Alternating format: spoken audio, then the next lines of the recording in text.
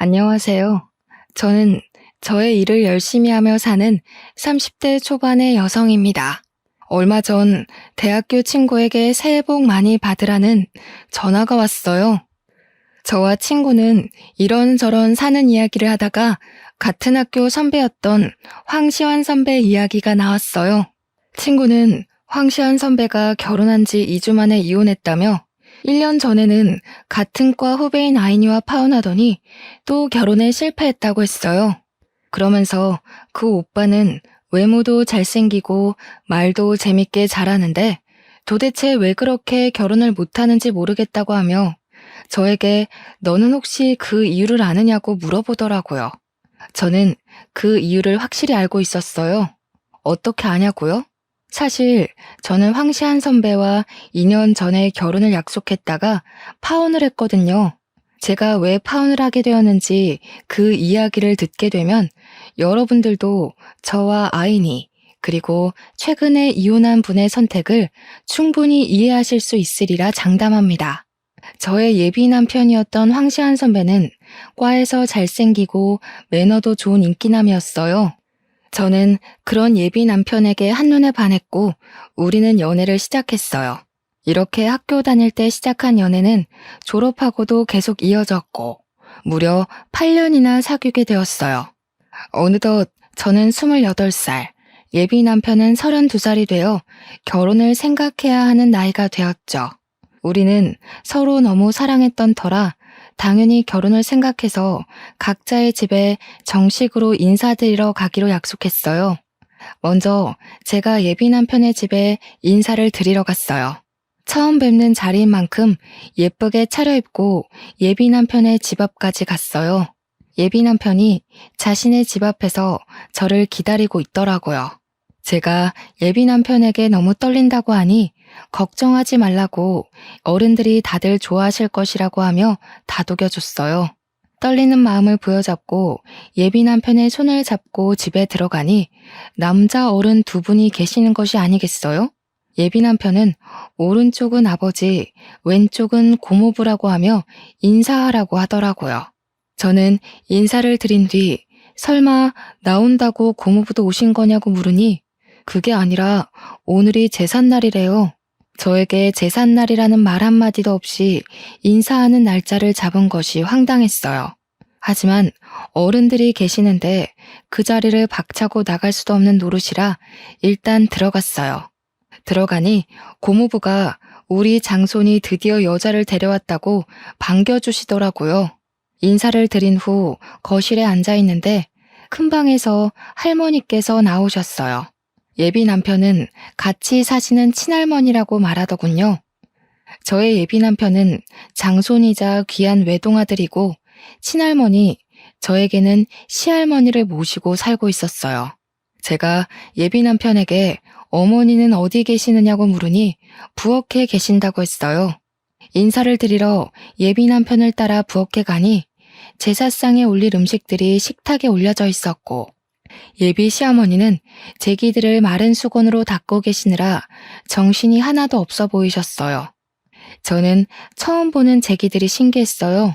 사실 저희 부모님은 제가 태어나기 전부터 교회에 다니셔서 제기들을 TV나 책으로만 봤지 실제로 본 것은 처음이었거든요.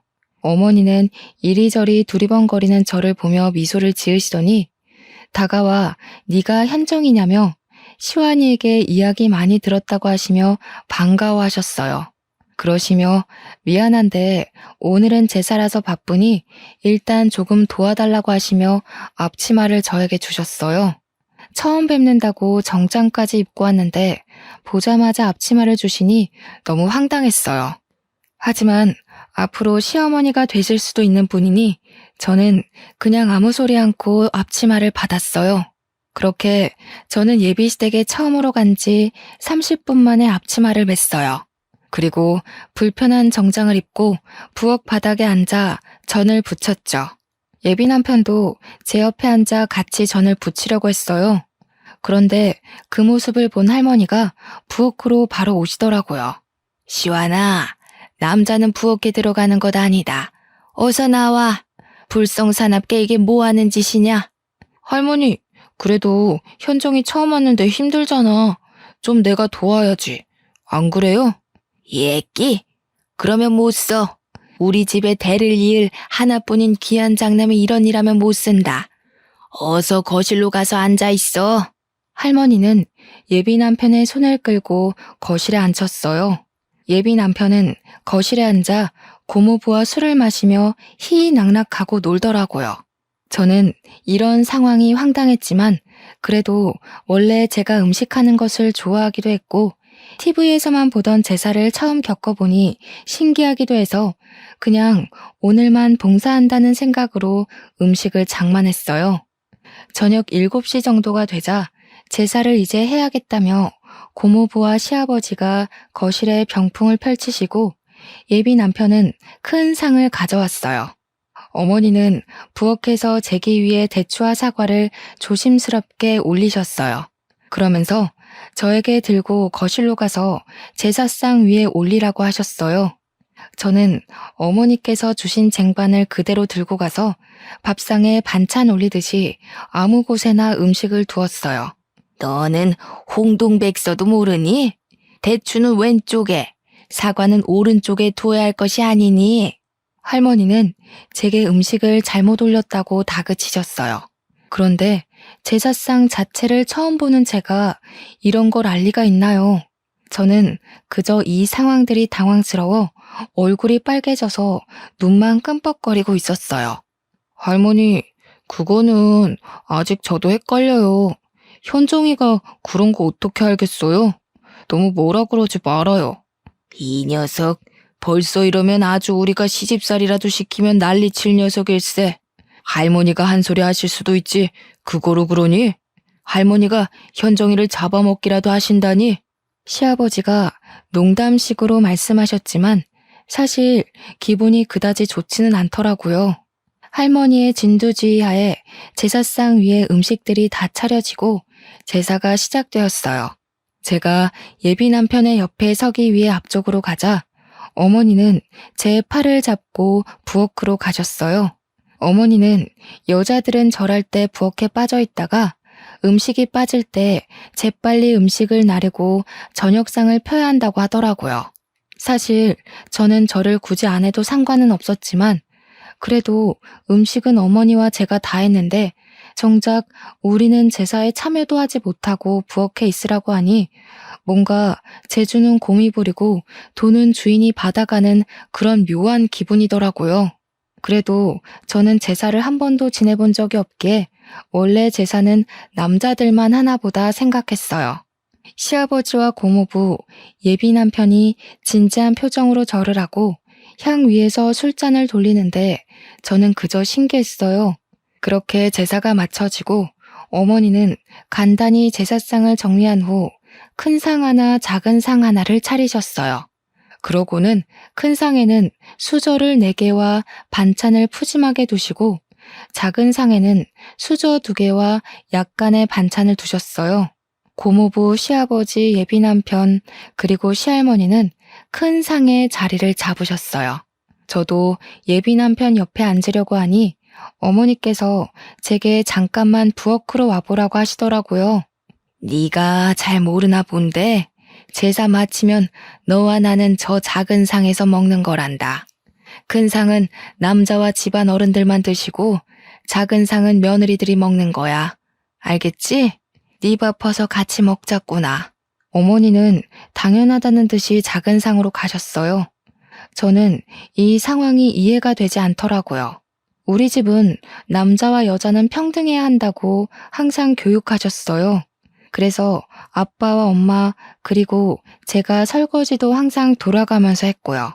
그런데 예비시댁은 남자는 부엌에 얼씬해서도 안 되고 심지어 밥도 따로 먹어야 한다니 이해를 하려야 할 수가 없었어요. 그렇게 이해가 되지 않는 식사를 마치니 할머니와 고모부와 시아버지가 큰 방으로 들어가시더라고요. 예비 남편도 저에게 잠깐만 기다리라는 표정을 짓더니 같이 큰 방으로 들어가고 거실에는 저와 어머니 둘만 있었어요. 어머니는 부엌에서 쟁반을 들고 와 모두가 드신 식기를 정리하시기 시작했어요. 어머니께서 거실에서 일하고 계시는데 가만히 있기도 뭐하고 해서 어머니를 도와 상을 치우고 정리했어요. 부엌에가니 제기들이 쌓여 있었고 싱크대에는 설거지거리들이 한가득 쌓여 있더라고요. 어머니는 처음엔 저에게 제기 정리 좀 해달라고 하셨어요. 제기를 처음 본 제가 제기를 어떻게 정리해야 하는지 알 턱이 있나요? 모른다고 하니 어머니가 제기를 정리하시기 시작하셨고 저는 설거지를 했어요. 그렇게 1시간 정도 지나 부엌 정리가 끝났어요. 제가 설거지를 다 하고 고무장갑을 벗자마자 큰 방에서 예비 남편이 나오더라고요. 다 했어? 설거지할 거 많았을 텐데 고생했네. 벌써 밤 10시인데 이제 집에 가야 하지? 근데 어쩌지? 아까 나 고모부랑 술 먹어서 운전은 못 해줄 것 같은데 혼자 갈 수 있겠어? 예비 남편은 제가 설거지를 할 동안 방에서 고모부와 아까 못다 마신 술을 더 마셨더라고요. 술에 취해 해롱해롱한 예비 남편과는 오늘 그 어떤 이야기도 할 수 없겠다 싶어 어른들께 인사를 드리고 혼자 버스를 타고 집에 왔어요. 집에 도착하니 밤 11시였어요. 예비 시댁에 인사드리러 간다고 오전부터 나가서는 완전 파김치가 되어 밤늦게 온 저를 본 엄마는 깜짝 놀라서 무슨 일 있었냐고 물으셨어요. 저는 엄마에게 오늘이 제삿날이라서 시어머니와 제사 준비도 하고 제사도 지내고 뒷정리까지 하고 왔다고 말씀드렸어요. 또한 예비 남편이 장손에다 외아들이고 시할머니와 함께 살고 있다는 사실도 이야기했죠. 엄마는 제삿날에 인사하러 오라고 말한 것도 기가 막힐 노릇인데 남의 집 귀한 딸을 제사 준비까지 시키고 뒷정리까지 시키냐며 화를 내셨어요. 당장 예비 남편에게 전화해서 따진다는 것을 예비 남편이 지금 술 먹어서 말해도 소용없다고 하며 겨우 말렸네요. 엄마는 한창 화를 내시다가 저와 예비 남편이 결혼하는 것은 진지하게 다시 생각을 해봐야겠다고 하시고는 주무시러 들어가셨어요. 엄마는 화를 많이 내셨지만 저는 그래도 예비 남편이 좋았어요. 제사라는 문화가 그다지 싫지만은 않았고 무엇보다 예비 남편을 너무 사랑했거든요. 예비 남편도 제게 너무 잘해주었고요. 그래서 그 뒤로도 저희는 잘 만났지만 엄마는 그날 이후 우리의 만남을 탐탁지 않게 생각하셨어요. 그리고 2주 정도가 흘렀어요. 예비 남편은 어른들이 다시 저를 집으로 초대했다고 토요일에 함께 가자고 하더라고요.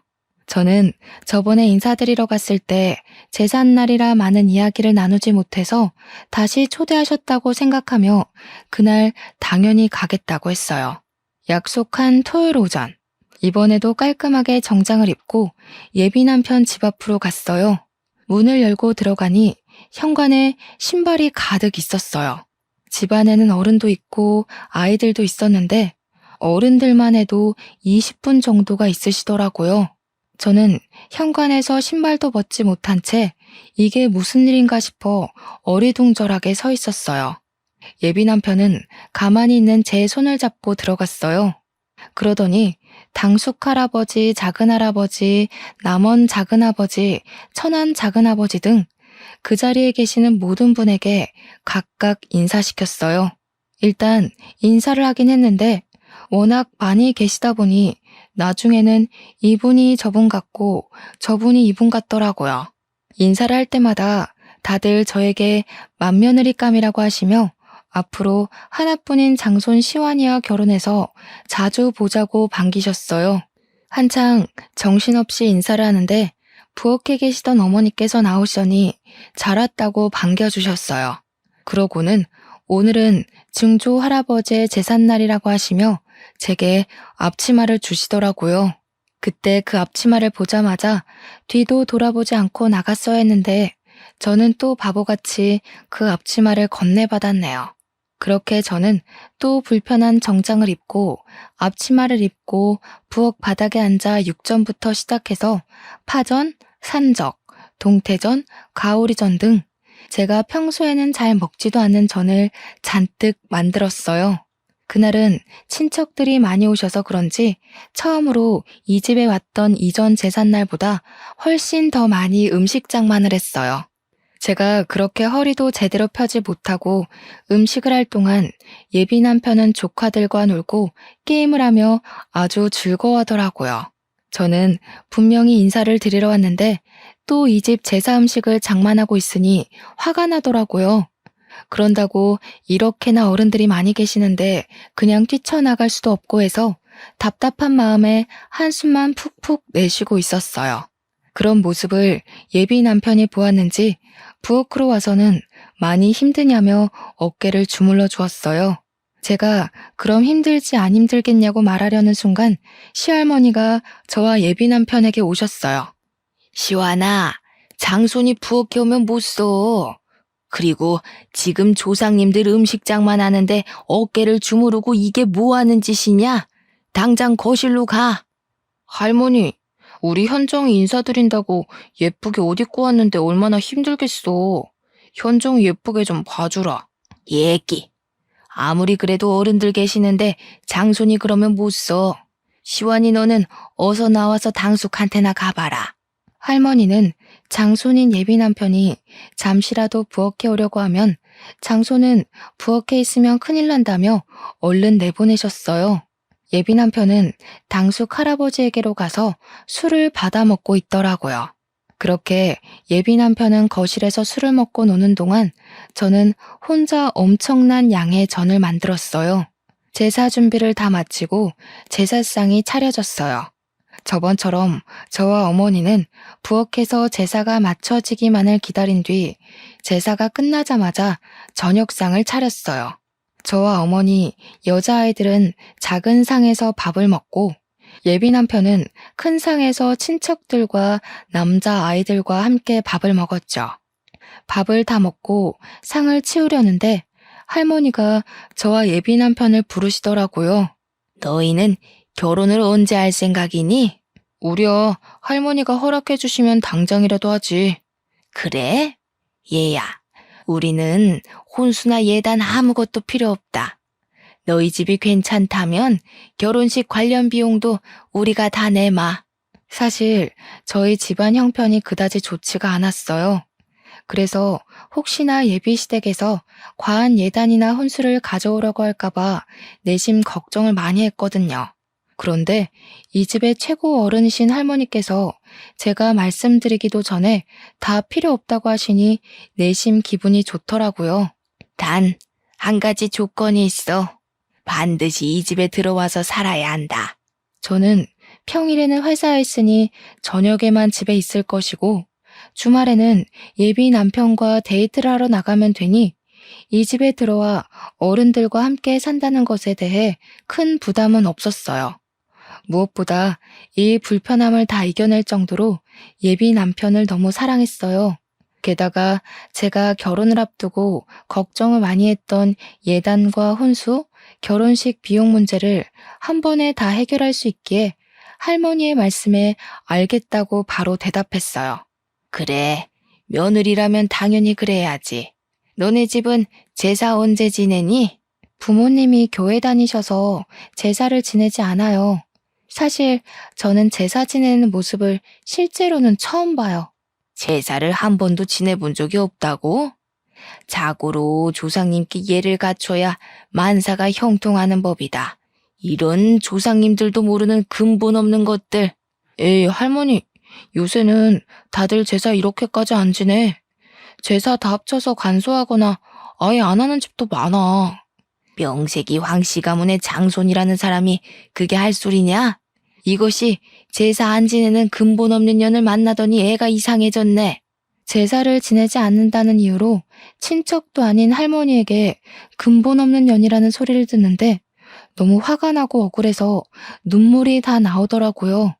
눈물이 터지려던 찰나 시어머니가 과일과 한과 따뜻한 차를 한 상 차려오셨어요. 어머니, 이제 다과 드세요. 그리고 현정이는 나 좀 도와주렴. 어머니께서 다과상을 들고 와서 할머니의 말씀을 끊으셔서 다행이었지. 만약에 그러지 않았다면 저는 그 자리에서 아마 펑펑 울었을 거예요. 어머니의 부르심에 부엌에 가니 저번보다 훨씬 더 많은 설거지거리가 쌓여 있었어요. 저는 할머니 앞에서 잔소리를 듣느니 여기서 설거지하는 게 훨씬 마음이 편하겠다 싶어 싱크대 앞으로 갔네요.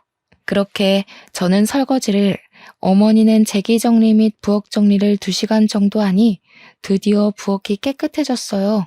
거실로 나가보니 시간은 어느덧 자정이었고 친척들과 예비 남편은 술에 취해 제정신이 아니었어요. 저는 집에 가야겠는데 시간이 너무 늦어 택시를 타고 갈 생각으로 예비 남편에게 여기 집 주소 좀 알려달라고 했어요. 그런데 술에 취해서 집 주소도 말하지 못하고 헛소리만 해대는 것이 아니겠어요. 그러는 모습을 보신 친척들과 어머니도 오늘 너무 늦었고 여자 혼자 이 시간에 택시 타는 것도 위험하니 그냥 하룻밤 자고 가라고 하시더라고요. 저는 어쩔 수 없이 엄마에게 오늘 집에 못 간다고 전화하고 예비시댁에서 원치 않는 하룻밤을 자게 되었어요. 어머니는 부엌 옆에 쪽방이 하나 있다며 그곳에서 자라고 이부자리를 펴주셨어요. 그리고 어머니께서 집에서 입으시는 편한 옷을 하나 주시며 옷 갈아입고 푹 자라고 하시고는 나가셨어요. 혼자 방에서 편한 옷으로 갈아입고 누워있는데 거실은 시끄럽고 장소는 세상 불편한 예비시댁이다 보니 잠이 쉽게 들지 않더라고요. 결국 저는 모든 친척이 다 술을 마시고 코 고는 소리가 들릴 때까지 뒤척이다가 겨우 잠이 들었어요. 이제 잠이 들었다 싶었는데 어머니가 제가 자고 있던 방에 들어오셨어요. 잠깐 나와 보라고 하시더라고요. 나와서 시계를 보니 새벽 5시였어요. 얘야, 우리 집은 며느리들이 새벽 5시에 일어나 음식을 준비하고 새벽 6시에 다들 밥을 먹는단다. 어지간하면 나 혼자 하겠는데 어제 무리를 했는지 몸이 안 좋아서 말이야. 미안한데 음식 준비 좀 도와주지 않으련? 어머니는 제게 부탁을 하면서도 계속 국을 끓이고 나물 반찬을 하느라 정신이 없으셨어요. 이미 저도 잠이 다 깼고 그 자리에 혼자 멀뚱히 서 있기도 다시 방에 들어가기도 좀 그러니 저도 어머니를 도와서 음식을 준비했어요. 우리 집은 아침, 점심, 저녁 모두 반찬이 최소 7개는 있어야 해. 황씨 가문이 큰 양반가라서 조상님들 때부터 그렇게 먹었다고 하더구나.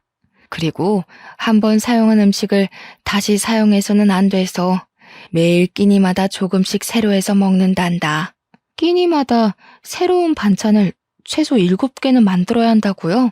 그래. 처음에는 나도 이거를 어떻게 해야 하나 했는데 하다 보니 반찬 7개는 금세 뚝딱 가게 되더라고. 너는 내가 봤을 때 손이 야무지니 나보다 더 잘할 거야. 어머니는 이미 저를 며느리로 생각하셨는지 제게 음식에 대해서 하나하나 알려주셨어요. 저는 일단 말씀을 하시니 듣기는 듣는데 슬슬 제가 이 집에 들어와 사는 것이 걱정되더라고요. 사실 전 아침잠이 정말 많아요. 회사도 7시에 겨우 눈을 뜨고 나가는데 새벽 5시에 일어난다는 것은 상상도 할 수 없었어요. 게다가 이 집안의 아들들, 장소는 다 잠을 자고 이 집안의 핏줄이 전혀 섞이지 않은 어머니와 저만 황씨 집안 사람들을 위해 요리를 한다는 것이 썩 내키지는 않더라고요. 어머니께는 죄송하지만 어머니와 저의 모습이 황씨 집안을 위해 일하는 노비처럼 보였어요. 제가 이런 생각을 하는 동안에도 어머니는 쉴 새 없이 부엌 여기저기를 다니셨고 반찬이 7개나 있고 국이 있는 멋진 한 상을 뚝딱 차리셨어요. 어머니가 식사하시라고 말씀하시자 그제야 누워있던 친척들이 일어났어요. 다들 머리는 부스스하고 눈도 제대로 뜨지 못하고 밥을 먹더라고요. 저는 자리를 잡고 밥을 먹으려는데 어머니는 여전히 부엌에서 일하고 계시더라고요. 어머니, 식사 안 하세요? 밥 퍼드릴까요? 나는 원래 아침을 안 먹어. 아침에는 입맛이 없기도 하고 할머니께서 식사 끝나면 꼭 숭늉과 과일을 찾으셔서 준비해야 해. 나는 숭늉을 끓일 테니 너는 가서 밥 먹으렴. 어머니는 그 많은 음식을 다 준비하셨지만 제대로 드시지도 못하고 할머니의 후식을 준비하고 계셨어요. 그러는 어머니를 챙기는 사람은 이 집안에 아무도 없었어요. 예비 남편도 아버지도 그저 자신의 밤새 줄인 배를 채우는 데만 급급했죠. 그 모습을 보는데 이건 정말 아니다 싶었어요. 결혼 전에 예단과 혼수를 준비 안 해도 된다고 해서 한시름 났는데 결혼 후에는 예단과 혼수 문제보다 더 크고 말도 안 되는 문제들이 가득 쌓여 있었죠. 아침 식사와 정리를 마치고 예비 남편에게 얼른 집에 가자고 했어요. 집에 갈 준비를 하고 있는데 할머니가 저에게 앉아보라고 하시더라고요. 그러면서 황씨 가문은 옛날에 이렇고 저렇고 하시며 집안 조상님에 관해서 얘기하셨어요. 솔직히 귀에 하나도 들어오지는 않았지만 그냥 앉아서 네네 하면서 형식적인 대답만 이어갔어요. 그래서 말이다. 우리 집은 이렇게 엄청난 집안이라 명절을 가장 중요하게 생각한단다. 그래서 우리 집 며느리들은 명절 때 조상님들을 모시고 친척들을 챙겨야 덕을 쌓을 수 있어서 친정에 못 간다. 알았지? 그 말씀은 설날 추석 연휴 내내 시댁에 있어야 한다는 말씀인가요? 그래. 요새 젊은 것들은 시댁에는 설날에 추석에는 친정에 가던가 아니면 명절날 아침에 바로 친정으로 넘어간다던데. 우리 집은 그런 거 절대 용납 안 된단다. 그러면 저는 혼자여서 저희 부모님은 명절 때 두 분이서만 보내야 할 텐데요. 그 대신 명절 때 말고 명절 전주나 다음 주에 네 시어머니랑 번갈아서 친정에 한번 다녀와. 원래 옛날에는 처음에 결혼하면 3년간 시댁에 살면서 친정에 가보지도 못했다. 그래도 요새는 많이 좋아진 거야. 결혼한 지 1년도 안 된 새댁이 친정에도 가고 말이야. 저는 저를 이만큼 키워주신 것은 친정 부모님인데 그런 부모님께 명절 때 찾아가 보지도 못한다는 것이 전혀 이해가 되지 않았어요. 정말 이건 너무 아니다 싶었죠. 더 어이없는 건 예비 남편이었어요. 예비 남편은 할머니의 말에 고개만 끄덕이더라고요. 너는 이제 출가 외인이다. 결혼하면 이 시댁에 뼈를 묻고 살아야 해. 이제 친정은 잊고 여기 시댁의 조상님께 충실하게 효를 행하며 살아야 한다. 그동안 저를 키워주신 친정은 잊고 얼굴도 이름도 모르는 어쩌면 예비 남편 아니었으면 남남이었을 시댁의 조상님께 효를 행하며 살아야 한다니 정말 어이가 없더라고요. 그 뒤로도 할머니는 한참 동안 조상님과 며느리의 도리에 대해 설교를 하셨어요. 할머니, 이제 우리 일이 있어서 나가봐야 해. 우리 장손 오늘 일이 있었어? 그래, 어서 가봐. 너도 같이 가려무나. 참, 우리가 다음 달에도 제사가 있단다. 날짜는 장손에게 듣고 그때도 꼭 와야 한다. 할머니께서는 저에게 다음 달에도 제사가 있으니 반드시 참석하라는 말을 하시며 잘 가라고 하셨어요. 예비 남편의 차에 타서 곰곰이 생각해보니 이 모든 상황이 너무 어이없더라고요. 저는 분명히 결혼 전 인사를 드리러 왔는데 인사는커녕 제사 음식 장만하고 부엌에서 일하고 아침상 차리고 다음날 예비 시댁에서 나온다는 것이 말이나 되는 상황인가요? 우리 할머니가 좀 말이 많으시거든. 그래서 할머니 말이 더 길어질까봐 내가 적당히 둘러대고 잘랐어. 그래. 그런데 인사 와서 제사 지내고 온다는 것이 좀 그러네. 왜? 힘들어서 그래? 이거 한 번 가지고 그러면 어떡해. 우리 집은 1년에 제사가 12번, 명절 2번 해서 1년에 총 14번 제사를 지내야 하는데 앞으로 어쩌려고 그래.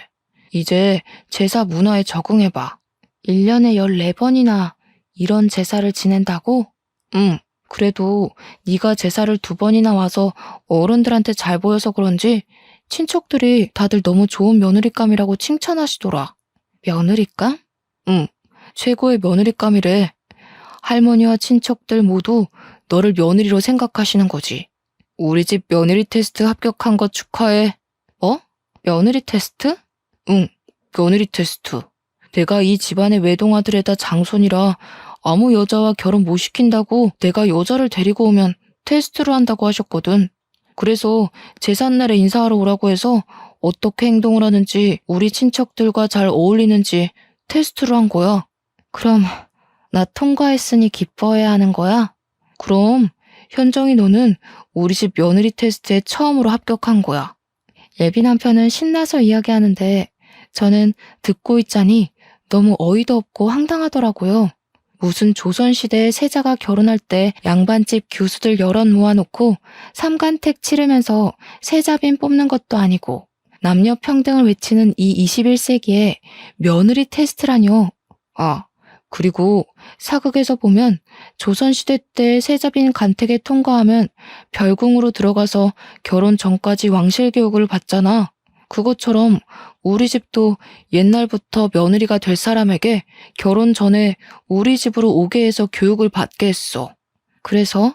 그니까 다음 달에 제사도 꼭 참석해서 와서 어른들 모시는 것도 배우고 해야 해. 너는 제사를 한 번도 지내보지 않아서 더 많이 배워야 할 수도 있겠다.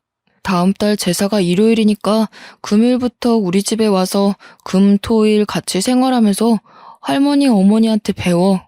할머니도 예비 남편도 뼈대가 굵은 양반 가문의 집안이라서 며느리들은 교육을 받아야 한다며 제사 음식 장만을 도우라는데 빨리 이 집 며느리 자리에서 도망가야겠다는 생각뿐이었어요. 바로 헤어지자고 말하고 싶었지만 8년간 사귀었던 정도 있었고 전날 잠을 거의 못 자서 너무 피곤해서 일단 바로 집으로 갔어요. 집에 오니 엄마는 저번에는 시댁에 인사드리러 간다 해놓고서는 11시에 파김치가 돼서 오더니 오늘은 아예 그 집에서 잠을 자고 왔냐고 뭐라고 하시더라고요. 저는 이 결혼하지 않겠다면서 어제 제사 지낸 이야기부터 아침에 할머니께 들었던 이야기까지 모두 다 하나도 빠짐없이 말씀드렸어요. 부모님은 이게 무슨 경우냐며 지금도 이러는데 결혼하고 정식으로 그 집 며느리 되면 혼수와 예단을 하지 않았다는 핑계로 시집살이 호되게 시킬 것 같다고 하셨어요. 특히 엄마는 절대 이 결혼 못 시킨다고 결사 반대를 하셨어요. 그리고 아빠는 저의 이야기를 다 듣고는 혼자 곰곰이 생각하시더니 예비 남편에게 똑같이 복수해야겠다며 다음 주 일요일에 집으로 초대하라고 하셨어요. 저는 아빠에게 어떻게 하실 것이냐고 물었지만 아빠는 아무래도 계획을 말씀해 주시지 않았어요. 다음 주 일요일, 아직 예비 남편이 올 시간이 한참 남았는데 아빠와 엄마는 옷을 차려입고 계시더라고요. 그러면서 오늘 교회 갈 건데 너와 시완이도 같이 가야 하니 옷 입고 준비하라고 하시더라고요. 사실 그동안 부모님은 일요일마다 교회에 가시긴 하지만 지금까지 한 번도 제게 같이 교회 가자는 소리를 안 하셨어요. 교회는 부모나 다른 누군가가 강요로 해서 다니는 것이 아니라며 나중에 제가 다 크고 마음에서 교회에 가고 싶은 마음이 생겼을 때 그때 다니라고 하셨죠. 물론 그런 마음이 생기지 않는다면 평생 다니지 않아도 된다고 하셨어요. 그러던 부모님이 갑자기 교회에 가자고 하니 의아하긴 했지만 그냥 부모님이 다니시는 교회를 우리에게 소개해 주시려고 그러는가 보다 싶어 저도 갈 준비를 했어요. 제가 외출 준비를 하는데 예비 남편이 집 앞에 와 있다고 전화를 하더라고요. 그래서 부모님께 말씀을 드리니 부모님은 그럼 지금 교회에 가자고 하셨어요. 예비 남편은 집에 인사를 드리러 왔는데 갑자기 부모님이 교회에 가자고 하시며 차에 태우시니 당황하더라고요. 저 근데 현정이가 교회에 다니는 줄 몰랐네요.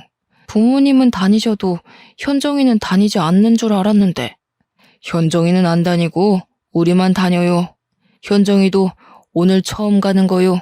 예비 남편은 계속 이해가 안 된다는 표정을 지었고 저 역시 아빠가 왜 이러시는지 몰라 가만히 있었어요. 저와 예비 남편은 그렇게 부모님을 따라 1시간 반 동안 같이 예배를 보고 교회 사람들과 같이 밥도 먹었어요. 그렇게 교회에서 3시간 정도 보낸 후 다시 집에 왔는데 예비 남편의 표정이 그다지 좋지 않더라고요. 그 모습을 본 부모님은 예비 남편에게 잠깐 거실에 앉아 표정이 왜 이리 좋지 않냐고 물어보셨어요.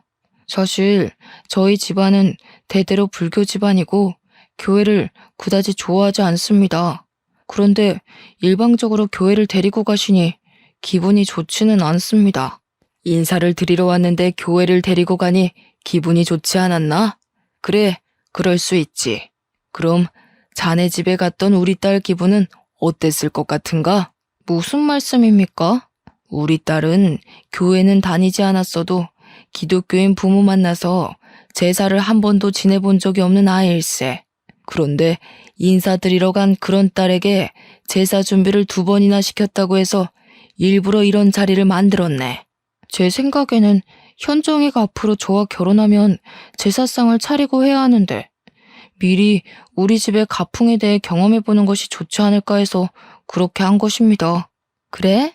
그럼 자네도 앞으로 현정이와 결혼할 사이니 매주 일요일 우리와 함께 교회에 가자. 솔직히 1년에 14번 제사보다 매주 교회가 훨씬 낫지 않나? 매주 같이 교회를 가자고요? 저희 제사는 고작 한 달에 한 번이지만 교회는 매주인데 어떻게 이게 더 괜찮습니까? 가서 앉아만 있으면 되는데 제사상 차리고 설거지하는 것보단 훨씬 낫지. 안 그런가? 아마 저희 할머니가 교회에 간다고 하면 난리치실 것입니다. 교회를 떠나 매주 일요일에 현정이가 친정에 간다고 해도 아마 화를 내실 거예요. 우리가 언제 현정이도 같이 간다고 했나? 현정이는 자네 집 어르신들 식사 준비해야 한다고 하니 못 가고 자네만 나와서 우리랑 같이 교회에 가자고. 괜찮지? 못한다고 하면 우리도 결혼 못 시키네. 예비 남편은 그 이야기를 듣고 집에서 생각을 해봐야겠다면서 표정이 좋지 않은 채로 집에 가봐야 할 것 같다며 나가더라고요. 예비 남편이 간 후 저는 부모님께 어떻게 이런 생각을 하셨냐고 여쭤봤어요. 일단 그 집에서 너한테 이야기도 하지 않고 제삿날 인사하러 오게 한 것부터 나는 이해가 가지 않았다. 그래도 좋게 생각해서 친척들이 다들 한자리에 모였으니 너를 소개하려고 그랬나 보다고 좋게 생각하려 했어. 네, 정말 제삿날에 많은 친척이 오셔서 다들 인사드리고 하긴 했네요. 그런데 결혼도 아직 하지 않았는데 예비 며느리라며 잔뜩 음식 장만을 시키고 설거지까지 하고 왔다길래 화가 나더구나. 지금부터 이러면 진짜 며느리가 되면 아주 난리가 나겠구나 싶었지. 맞아요. 정말 그 집 며느리인 시어머니는 정말 생기가 하나도 없어 보이셨어요. 정말 죄송하지만 황씨 집안을 위해서 일하는 노비 같았어요. 그 정도였니? 아무튼 너도 마음이 떠난 것으로 보이고 해서 둘이 헤어진다고는 했는데 그래도 남의 집 귀한 딸 고생시키는데 그냥 헤어지기엔 뭔가 내가 아쉬웠어. 그래서 내가 복수를 계획했지. 그런데 우리 집은 제사를 지내지 않으니까 제사날 오라고 할 수도 없으니 대신 교회로 바로 데려가신 거예요? 그렇지. 솔직히 네가 그 집에서 2번이나 제사상 차리고 뒷정리하고 온 거에 비하면 너무 소소한 복수이지만 그래도 그 비슷한 상황을 조금이라도 느껴봐야 하지 않겠니? 그래야 정신 좀 차리지. 저는 부모님의 아이디어에 감탄했어요. 그렇게 한창 부모님과 신나서 대화하는데 예비 남편 번호로 전화가 오더라고요. 저는 이제 집에 도착했다고 전화를 한 줄 알고 받았는데 할머니셨어요. 너는 우리 집이 교회를 얼마나 싫어하는데 감히 우리 황씨 가문의 귀한 장손을 교회에 데리고 가니? 부정타게 말이야. 너네 부모는 생각이 있는 거니 없는 거니? 제가 전화를 받자마자 할머니가 소리를 고래고래 지르시며 혼내시는데 그 소리가 어찌나 큰지 정말 귀가 떨어져 나갈 것 같았어요. 제가 너무 놀라기도 하고 당황해서 가만히 있자 엄마는 제 핸드폰을 빼앗아 가셨어요. 안녕하세요. 저 현정이 엄마입니다. 보고 있자니 화가 나서 그랬습니다. 그럼 제사를 지내본 적도 없는 저희 딸이 거기에서 밤 늦게까지 제사 준비하고 치우고 한 것은 해도 되는 일입니까? 그야, 이제 현정이가 우리 집 며느리가 될 아이니 내가 교육했던 것이오. 이제 우리 황씨 가문의 며느리가 될 건데 그 전에 미리 우리 가문의 풍습을 익히는 것이 잘못된 거요? 가문의 풍습을 익히는 것이 얼굴도 모르는 조상 제사상 차리고 설거지하고 친척들 뒤치다꺼리하는 거예요. 그리고 며느리는 무슨 사람도 아닙니까? 그동안 키워준 친정을 잊고 명절 때는 가지도 말라니. 그게 무슨 말도 안 되는 경우입니까? 그야 우리 집이 양반 집안이라 항상 내려왔던 풍습이니까 그런 것이오. 그건 그렇고 주마다 우리 장손 교회에 오라는 건 또 뭔데? 이래서 예수쟁이들이랑은 말이 안 통해 말이. 무조건 제사는 안 된다. 교회만 나오라고. 이보세요. 저 사실 교회에 다니면서 현정이한테도 교회 다니자는 이야기 한 번도 안 했어요. 그런데 그 집에서 자꾸 결혼도 하기 전에 제사에 와서 준비하라니까 저도 화가 나서 그쪽 손주도 똑같이 당해보라고 일부러 그런 자리 만든 겁니다. 아주 말도 안 되는 소리를 짓거리네. 이래서 제사를 안 지내는 것들은 근본이 없어 근본이. 사람이면 자기 조상을 알아야지.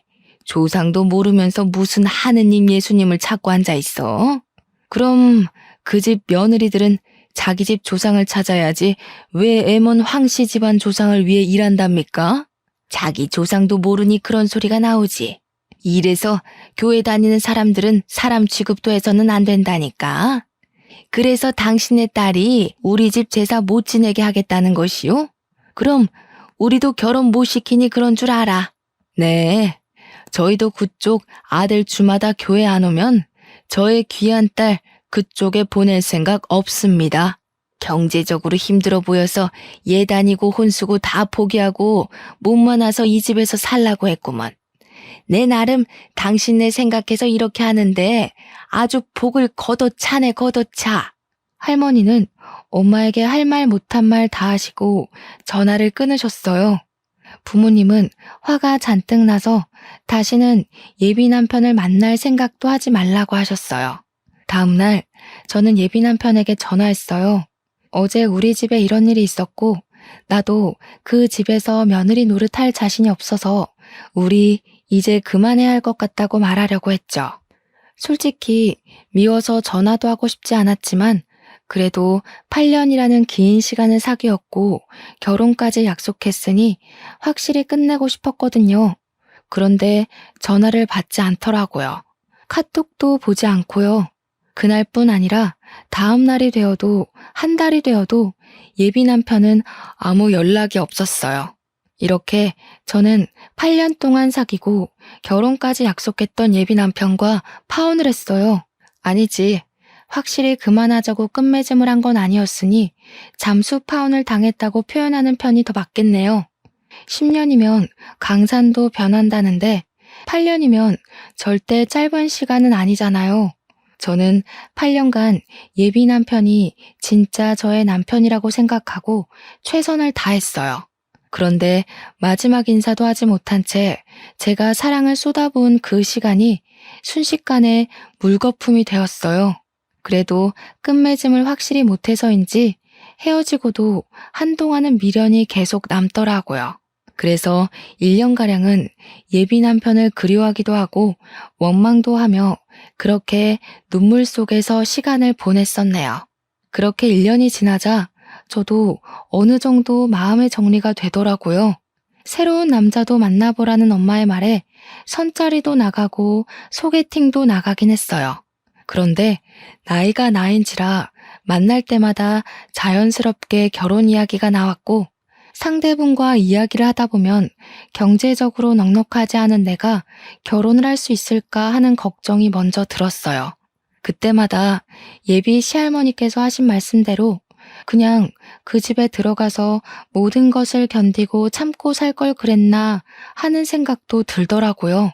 그런데 그 집에서 정말 영혼 없이 모든 것을 체념한 표정으로 일을 하시던 어머니의 표정이 생각났어요.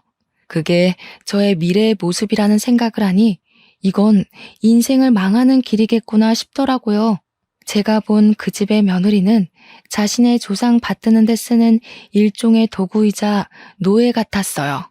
그리고 할머니는 제사로 조상님께 덕을 쌓아야지 만사가 형통한다고 하셨지만 제사 열심히 지내는 그 집의 작은 아버지들, 고모부는 다 이혼해서 혼자 살고 계시더라고요. 과연 이러한 모습이 잘 풀리는 집안의 모습일까 하는 생각이 들더라고요. 제가 만약에 결혼해서 그 집 며느리로 있었다면 기가 막힌 황씨 가문의 가풍이 싫어서 저 또한 이혼했을 수도 있겠네요. 어쩌면 조상님 제사상 공들여 지낸 예비남편 집보다 제사상 한 번 차려본 적 없는 우리 집이 조상님의 도움을 더 많이 받지 않았나 하는 생각이 들어요.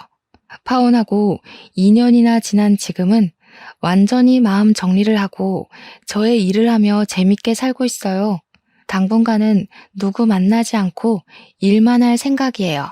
그래서 일단 저 자신의 가치를 높여서 나중에 제가 정말 좋아하는 남자를 만났을 때 당당하고 멋지게 결혼을 하고 싶네요. 지금까지 기나긴 저의 파혼 사연 들어주셔서 감사합니다. 우리 다들 멋진 상대를 만날 수 있도록 자신의 가치를 높이기 위해 열심히 살아봐요. 아, 그리고 마지막으로 할 말이 있는데 시댁에 인사하러 갔더니 제사시키는 집안이 또 있다면 그 집에 들어가서 인사할 것도 없이 바로 나오세요. 제가 겪은 고생들 겪을 확률 99.99%예요. 꼭 도망가세요. 공대 졸업한 황시한 선배가 결혼하자고 해도 무조건 도망가세요. 그 집에 노예처럼 살고 싶으시다면 상관없지만 그게 아니라면 반드시 도망가세요.